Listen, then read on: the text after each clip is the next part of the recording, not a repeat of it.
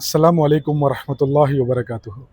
இன்றைக்கி நான் ஒரு சின்ன ஹதீஸோட நான் உங்களை சந்திக்க வந்திருக்கேன். நபி ஸல்லல்லாஹு அலைஹி வஸல்லம் அவர்கள் பார்த்தீங்கன்னா ஒரு சின்ன ஹதீஸ் சொல்லியிருக்காங்க. அந்த நல்லது பேசுங்க, இல்லைன்னா அமைதியாகவே இருங்க. ஹதீஸே அவ்வளோதான்.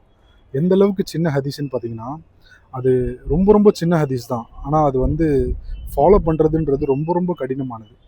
அதை நான் ஏன் சொல்கிறேன்னா, எத்தனையோ பேரை நம்ம திட்டிகிட்டு இருக்கோம், எத்தனையோ பேரை பின்னாடி பேசுகிறோம், முன்னாடி பேசுகிறோம், காயப்படுத்திடுறோம் வார்த்தைகளால், புறம் பேசுகிறோம், எத்தனையோ பேரை காயப்படுத்துகிறோம், வார்த்தைகளால் கண்ணா பின்னான்னு கத்தி விட்டுறோம்.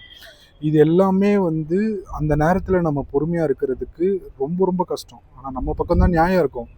நியாயம் இருந்தும் அவங்கள நம்ம ஏதாவது தப்பாக பேசி அவங்கள காயப்படுத்திடுவோமோ அந்த பயத்தில், நபி ஸல்லல்லாஹு அலைஹி வஸல்லம் சொல்லியிருக்காலே, அந்த பயத்தில் நீங்கள் அமைதியாக இருக்கும்போது அல்லாஹ் அதுக்கான கூலியை கண்டிப்பாக கொடுப்பான். ஏன்னா இது நபி சொன்ன வார்த்தை. நபி என்ன சொல்லியிருக்காங்க, நீங்கள் பேசுனீங்கன்னா நல்லது பேசுங்க, இல்லைனா அமைதியாகவே இருந்துருங்கன்னு சொல்லியிருக்காங்க. அமைதியாக இருக்கிறதுக்கு அர்த்தம் எப்போவுமே அமைதியாக இருக்கிறத நான் சொல்ல வரல. பேச வேண்டிய இடத்துல பேசணும், நல்லது சொல்ல வேண்டிய இடத்துல நல்லது சொல்லணும், நல்லது சொல்லி தீமையை தடுங்கன்னு சொல்கிறாங்க. அமைதியாகவே இருந்தால் நல்லது சொல்ல முடியாது இல்லையா? ஸோ பேச வேண்டிய இடத்துல பேசணும். அதுக்குன்னு அமைதியாகவும் இருந்துடக்கூடாது, ஒரேடியாக பேசிகிட்டே இருக்கக்கூடாது.